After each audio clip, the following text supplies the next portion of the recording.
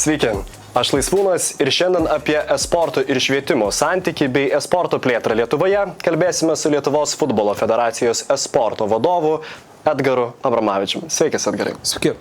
Kągi, šiais metais vadu apsigyniai disertaciją ir dalis iš jo buvo skirta e-sporto temai. Tai yra pirma apskritai disertacija Lietuvoje, kuri buvo susijusi su e-sportu. Tai ar galėtum papasakoti apie savo tyrimo idėją ir rezultatus? Taip, tai tyrimas pats buvo susijęs su marketingo sritim.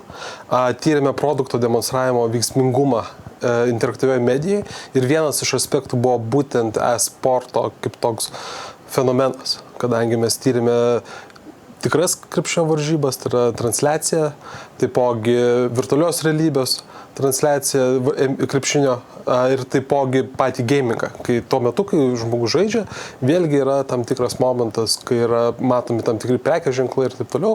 Tai paskutinis mūsų aspektas tai buvo būtent e-sporto rungtynės, kai yra būtent vėlgi žiūrovas stebi NBA, 2K lygos varžybas. Ir mūsų pagrindinis tikslas buvo išsiaiškinti, kuriuose vietose būtent geriausiai įsimenamas yra tam tikras vieno ar kito rėmėjo prekės ženklas transliacijų metu. Tai buvo pagrindinė mintis būtent tokia. Ir kokių rezultatų galiausiai pavyko pasiekti? Tai rezultatai ganėtinai buvo vėlgi įdomus, kadangi pirma vieta vėlgi buvo būtent, kai vartotojai žaidžia žaidimus. Ir tam priežastis buvo susijusios su tuo, kad žmogus žaisdamas labiau įsijaučia į turinį, patiria daugiau emocijų. Tai tarkime, jeigu jūs dėvite kažkokius virtualius Nike ar kito prekės ženklo batelius, jūs matote tam tikrą naudą savo, arba jeigu kamuolys vėlgi vieno ar kito prekės ženklo, tai jūs galite įsiminti šitą prekės ženklą žymiai paprasčiau. Ir antroje vietoje buvo e-sportas. Tai va tas tikrai nustebino. Tai tie rezultatai vėlgi parodė, kad prekės ženklų atstovams reikėtų atkreipti dėmesį būtent į gamingo ir e-sporto dalį. Labai įdomu. Pirmą kartą šalyje aukštojoje mokykloje turėsime e-sporto studijų programą. Tai ar galėtum daugiau papasakoti, ko reikėtų tikėtis iš tos studijų programos, iš to kurso? Tai kas yra labai unikalu šitoje vietoje, tai yra, kad būtent sporto studijose. Tai mes dar turime vadybos tam tikrose programose, komunikacijos programose, e-sporto modulius, bet šį kartą mes turime būtent sporto studijų programoje. Toje programoje studijuoja būsimi treneriai, būsimi čempionų treneriai ir kiti atletai. Tai būtent su e-sporto moduliu mes norime įdiegti būsimiems treneriams supratimą apie technologijas, apie jų santykius su sportininkais. Mes dažnai girdime ir tai, kad varžybų metu, pertraukų metu sportininkai mėgsta atsipalaiduoti, žaisti ir taip toliau. Bet taipogi mes turime sportą kaip profesionalią sporto dalį, kur vėlgi norime ugdyti naujus trenerius, kurie turėtų supratimą ir gilesnį supratimą apie technologijas. Tai, kaip sakant, paliečiame dvi dalis. Tai yra viena dalis, kad klasikinio sporto atstovų treneriai turėtų supratimą apie savo sportininkų ryšius su technologijomis. Kita dalis yra tai, kad mes tikimės bent jau vieno studento ar keletą studentų, kurie ketins tapti e-sporto treneriais ir jie turės platų supratimą būtent apie šitą industriją. Ir čia bakalauro ar magistro studijų? Čia yra bakalauro studijų metu, taip, šitą dalyką turėsim dabar. Super. Gerai, perkime prie tavo kitos veiklos ryties. Pats dirbi su LFF ir šį gegužės mėnesį baigėsi pirmasis e-sporto A lygos sezonas futbolo. Tai norėčiau paties paklausti, kokie yra šio projekto lūkesčiai ir kaip pats vertintum jo rezultatus. Tai pirmiausia, tikrai labai džiaugiamės, kad esame partneriai Electronic Arts kompanijos. Esame vieninteliai Pabaltijos šalyse, kurie turime šitą sutartį ir tikrai to didžiuojamės ir džiaugiamės. Kartu su 15 minučių organizavome šitą lygą. Tai tikrai buvo vykęs pirmas sezonas, kurių metu išsiaiškinome, kad laimėjo būtent Hegelman atstovas.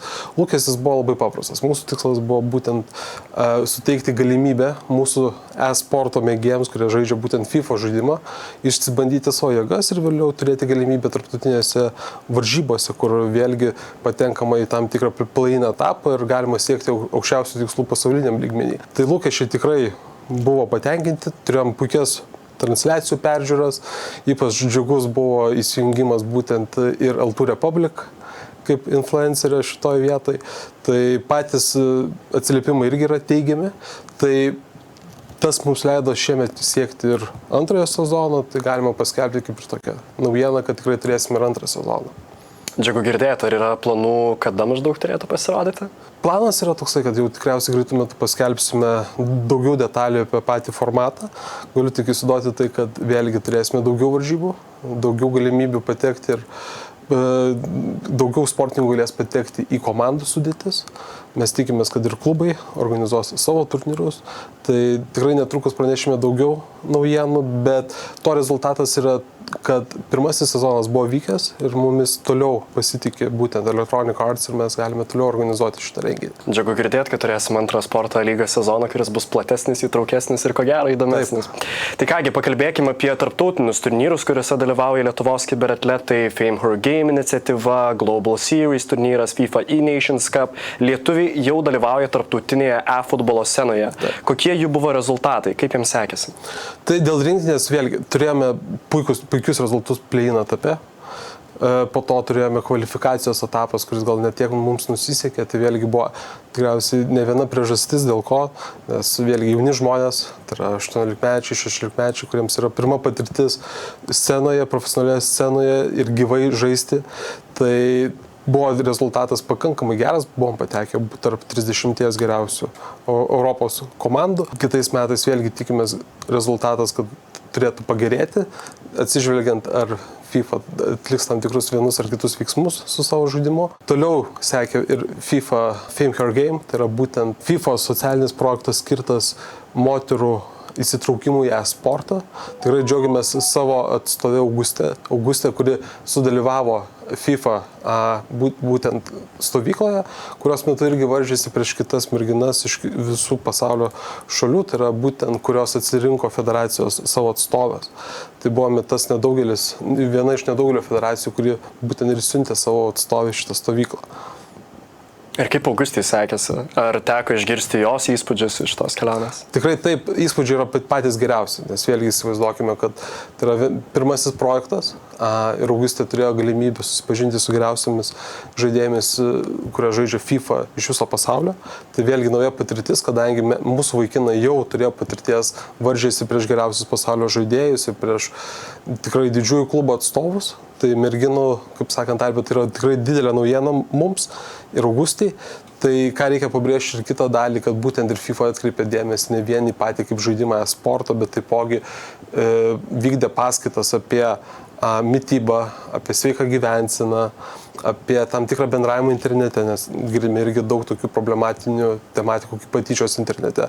Tai visos šitos tematikos buvo apriektos šitoje stovykloje ir merginos taipogi varžėsi tarpusavėje, dėja mūsų Augustė nepateko tarp top 4 žaidėjų, o finalininkės šiemet vyko į moterų pasaulio futbolo čempionato finalus ir dabar džiaugiasi, kaip sakant, šitomis emocijomis, kurios bus savaitgalį. Džiaugiu girdėti, kad ir lietuviams yra suteikta galimybė dalyvauti tokiose tarptautinėse iniciatyvose. Pačiam teko nemažai keliauti po užsienį, kalbėti su Italijos, Prancūzijos, Amerikos futbolo federacijų ar lygų atstovais. Tai kokia yra geroji patirtis pasisemta iš šių pokalbių ir kuo galiausiai skiriasi užsienio ir Lietuvos sporto plėtra? Taip, tai gal pradėkime nuo pradžių. Tai, tarkim, tolimiausias mūsų taškas, kuris buvo minimas, tai yra Major League Soccer.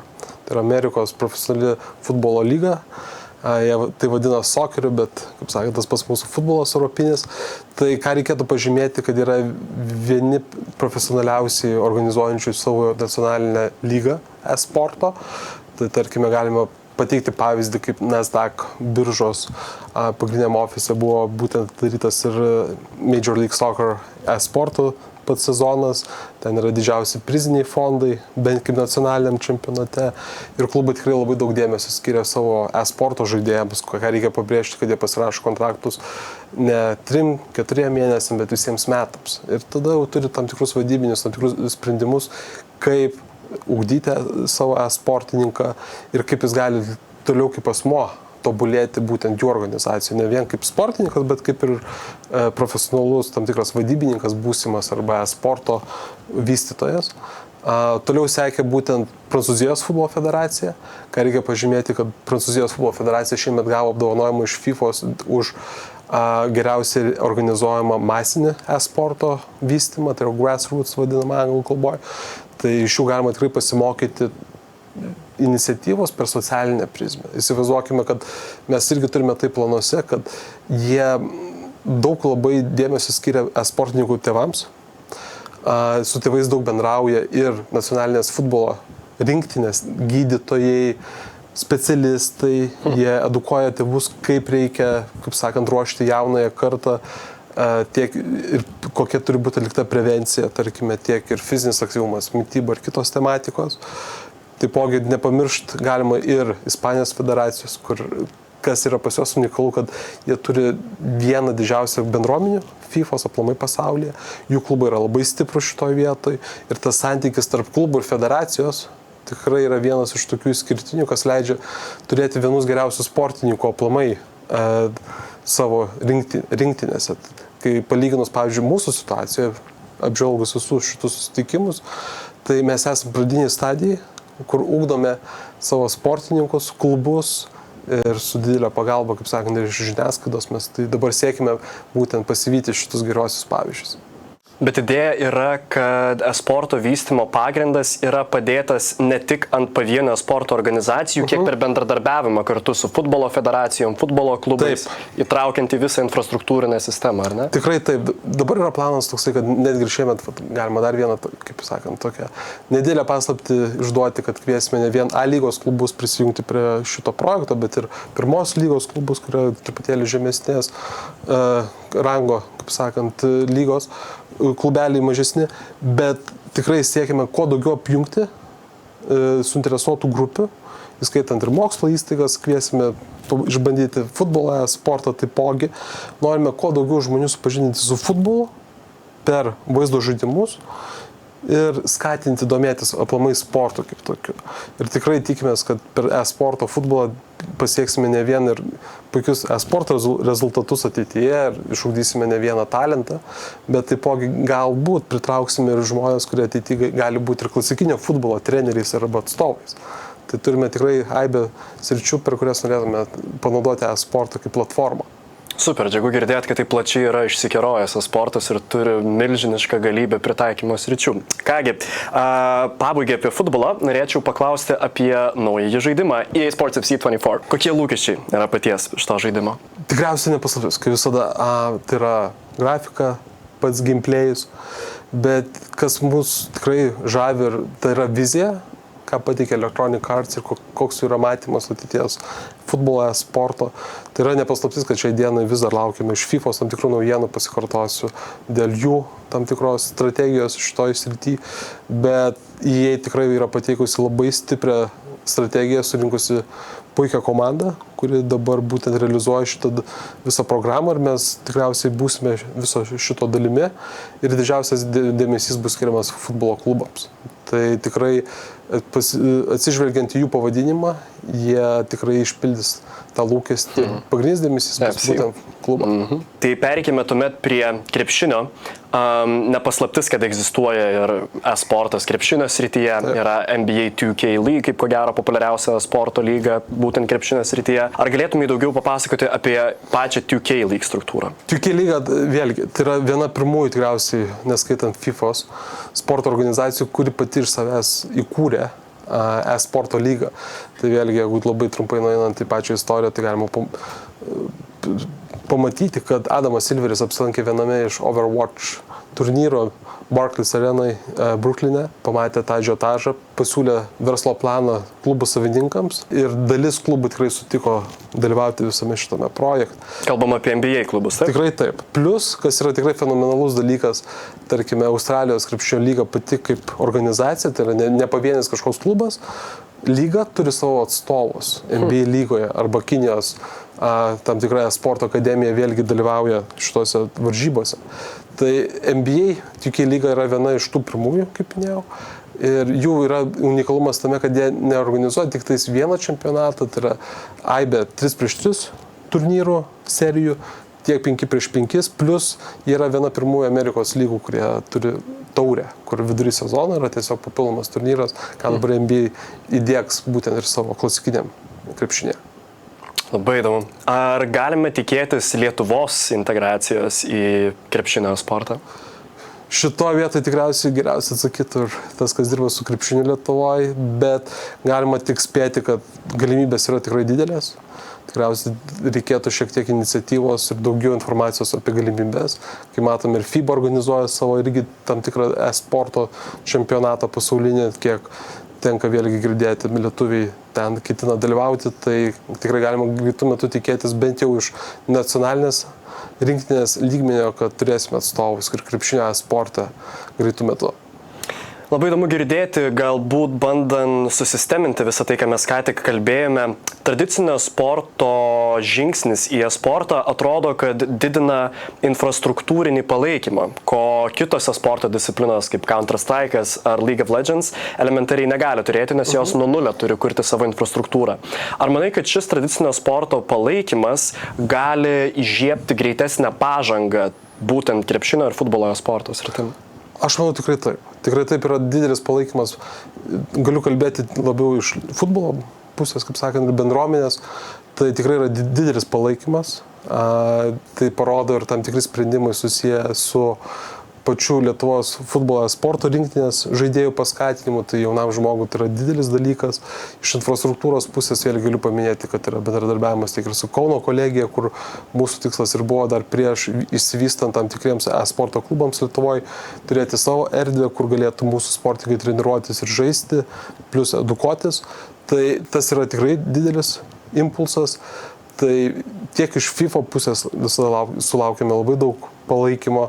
Ir tikrai džiaugiamės, kad būtent futbolas turėdamas ir gal ne tiek daug aukščiausio lygio stadionų Lietuvoje, bet mes tikrai turime tas erdves, kur gali mūsų e-sporto žaidėjai varžytis. Ir kas yra vėlgi toks kaip ir unikalumas tikriausiai e-sporto, kad mes dažną kartą rungtyniavome online būdu, tai yra internetu. Tai kartais ir ta infrastruktūra nublanksta prieš tas galimybės, ką mes turime online būdu. Tai tikrai išnaudojam visas potencialias galimybės būtent futbole. Na kągi, džiugu girdėti. Ir pačiai pabaigai, kokį pats futbolo klubą palaikai? Barcelona. Okay. Sėkmės katalonam tada šiame sezone. Ačiū tau, Edgarai, iš tą pokalbį. Ačiū jums, žiūrovai, kurie prisijungėte prie šio video. Su jumis buvau aš, Laisvūnas, ir atsisveikinu iki kitų kartų.